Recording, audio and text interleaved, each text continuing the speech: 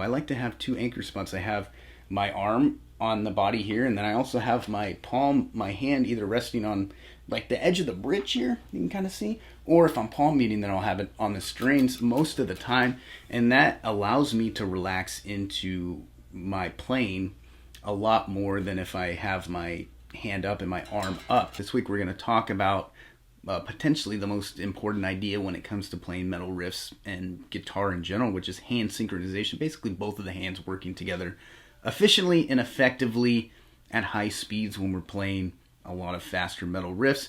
It's going to be important. Let's get into hand synchronization. There's really three ideas when it comes to hand synchronization. First of all, the right hand and relaxation and finding comfortable area, and then basically putting in the time to learn and be proficient at the essential right hand techniques.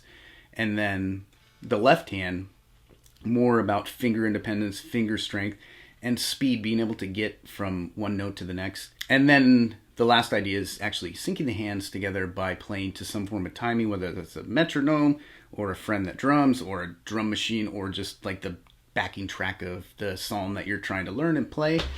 My stepdad growing up was a professional guitar player. He played acoustic and did like cover songs and sang. And he was a fairly good musician. He was very good, actually. And my first year playing guitar, he told me that more people neglect the right hand and more people like fail to focus on the right hand and put the time in on the right hand. And that's because when you first start playing guitar, like this part here isn't too tricky. All you gotta do is pick some notes. You can even, form a chord and strum down. So it's not very hard. It's the left hand here, and actually being able to push down on the frets and then move your finger to do a different fret, and then actually pushing down on like two notes or three notes to play a chord. That's the difficult part. So people focus on that, and then they never come back and give the right hand the time that it deserves. And when it comes to metal, depending on what style of metal you're into, if you're into more progressive and kind of some newer metal, there might be a little bit more going on in the left hand, but a lot of like older thrash and metalcore and even groove metal, it's more about the right hand than the left. So that's why we're going to talk about the right hand first. So the first idea is actually how you hold your pick. So there's a lot of different ways to hold the pick. I hold my pick, I have my thumb in the front here covering most of the front, and then my first finger covering most of the back of the pick. So that's really the key idea here, is that you have a good grip on it. So when you're picking, the pick's not moving around. It's not going to fall out of your hands. What I do is I kind of have my pick jam up against this inside of my finger here, so that as I'm picking, it's not pushing the pick up more. And I really don't have much of it sticking out. You can kind of see, depending on what technique or what I'm doing, if I'm strumming chords, I have a little bit less sticking out, or a little bit more sticking out. But if I'm, doing pitch harmonics and stuff, I have just a little bit about. But this is probably about average, is maybe a quarter of the actual pick sticking out to be able to pick the strings. And then I also have my pick angled to where if I'm holding it out like this, that you can see the tip is facing the ground, and that allows my arm and my wrist to be straight, and that's comfortable for me to have a straight wrist. Some people like to have their wrist kind of bent up, and that's more comfortable for them, so you want to kind of adjust the way that you hold the pick there, but just kind of mess around with that a little bit and see what feels right for you. Maybe you already figured it out, but if you didn't, like go mess around with that a little bit and see what feels right for you as far as how you hold the pick. And then the second idea is like actually how you're picking. So you can kind of hear kind of that scrapey sound there when I do this down pick. And that's from having a down pick angle. And, when I'm down picking, I like to have a down pick angle a lot. And it just depends on the technique, and it depends on what you want your style to be like. That down angle is going to allow for less friction between the pick and the string. So you're going to save more energy in that. A lot of the times when you're playing faster, longer riffs or longer songs, then it's essential to save energy because it can get tiring pretty quick. So that's a way that you can conserve energy, is by having that down angle to where you don't have as much friction between the pick and the string.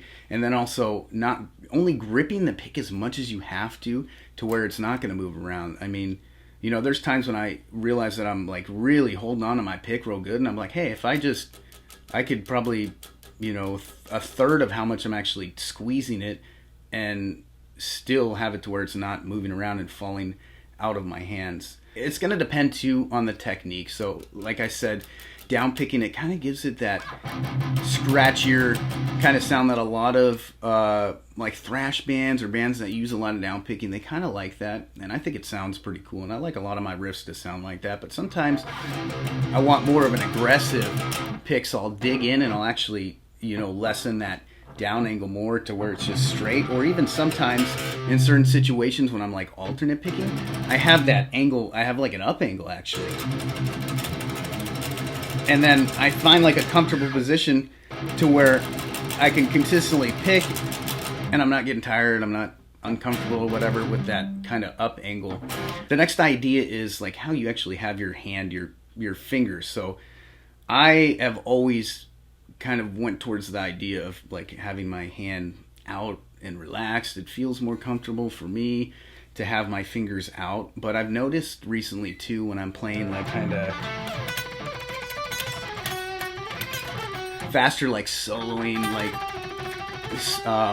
like individual note stuff, that having my hand in more of a fist or my fingers bent like that or tucked in like that, it actually allows me to play more consistently with those notes. And I think it's because when I have my fingers out, it's kind of a weird weight. Like the weight's kind of off. It's not like a smooth, I don't know how to say that exactly, but it's kind of like, it's almost like pulling down on your hand, and it's not a very like even weight. So that actually kind of benefits me personally for when I'm playing like riffs and stuff, because it helps my hand drop to where I'm not having to use as much energy as I'm, you know, going down. There's no right and wrong there. Whatever you find works for you.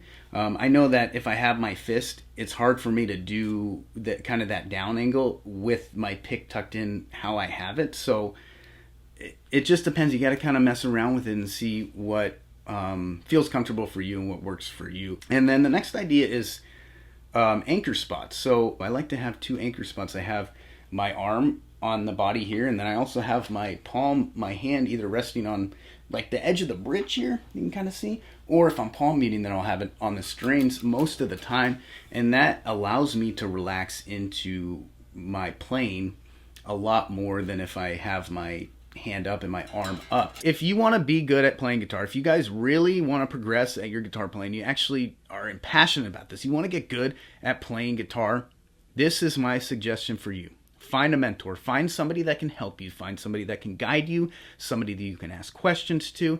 And this doesn't have to be a one-on-one coach that you fucking drive to their building and show up and they say like, put your finger here and finger here and finger. It can be somebody online, somebody that creates courses, creates content, has a subscription platform. Somebody that you can't necessarily call on the phone, but you have access to maybe a Facebook group or another group to where you can ask questions and that person will respond to you, or that you have access to their email, or somebody that does monthly masterminds if you join their program.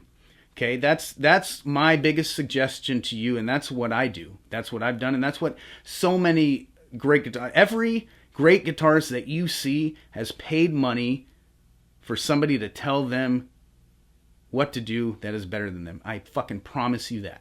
Okay? So I might not be that dude. Maybe I am, maybe I'm not. If I'm not, I suggest that you go find that guy as soon as you possibly can and purchase their program, purchase their course, do their one-on-one coaching, whatever. And if I am the dude for you, then it's so simple, because all you got to do is click the link, and then you have access to all that. You have access to my 6-week program. You have access to the Facebook group to where you can ask questions. I'll respond personally. You have access to my email, and you can email me personally. I'll email you back. And then you also have access to my monthly master classes where you get on Zoom and we can actually talk one-on-one.